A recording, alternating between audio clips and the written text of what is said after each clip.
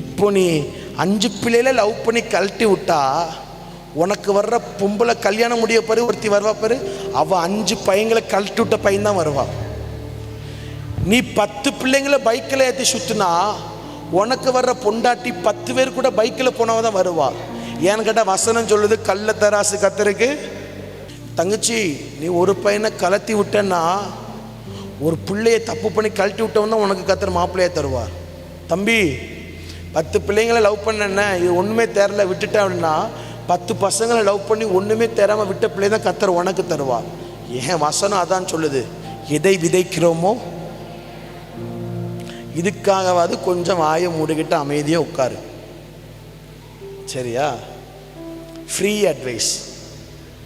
இஷ்டம்னா கேளு, கஷ்டம்னா உனக்கு ஆமாம் கல்யாணம் முடிஞ்சு வாங்கி என்கிட்ட வருவான்ட்டு, என் மாப்பிள்ளை எனக்கு கோர்ட்டுக்கு கேஸ் அனுப்பிட்டாருன்னு எனக்கு ஜோம் பண்ணுங்கண்ண.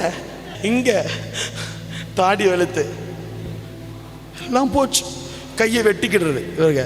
இல்லை, கையை வெட்டுற நீ இங்கே வெட்டக்கூடாது, இங்கே வெட்டணும். என்ன, இங்கே கையை வெட்டி சீனை போடக்கூடாது தங்கம், இங்கே வெட்டணும். எல்லா பாவத்துக்கும் எதிர்த்து நெல்லு. பாலியத்துக்குரிய இச்சைகளுக்கு மட்டும் நோ சொல்லிடு, நோ, ஓடிடு. நோ, எனக்கு வேண்டாம், எனக்கு பிடிக்காது, இப்படி நின்று இருந்தானா சத்துரு கவுத்தி அடிச்சு உன பாவத்தில் தள்ளிடுவான். சரியா? அந்த பக்கம் அந்த பாட்டு இருக்கப்பட்டு, அந்த பக்கம் என்னை அழைக்கிறார்கள், இந்த பக்கம் என்னை இழுக்கிறார்கள், மாய்மால வாழ்க்கையை வாழ்கிறே. இப்படி வாழ்க்கை மாறிடக்கூடாது. சர்ச்சில் வந்தால் இவனை போல நல்லா ஜெபிக்கிறது யாருமே கிடையாது. சர்ச்சில் வந்தால் இந்த பிள்ளைய போல பாட்டு படித்து சண்டே கிளாஸுக்கு ஆக்ஷன் போடுறது யாரும் கிடையாது. ஆனால் கல்யாணம் முடிஞ்சோன்னு தான் தெரியும் உள்ளே உட்காந்துருக்க எல்லாம் பேயின்னு.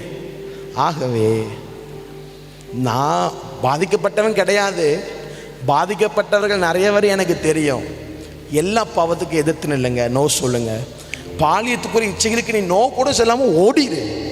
துண்டை காணும், துணியை காணும், செத்தாலும் பரவாயில்லன்னு ஓடிடு.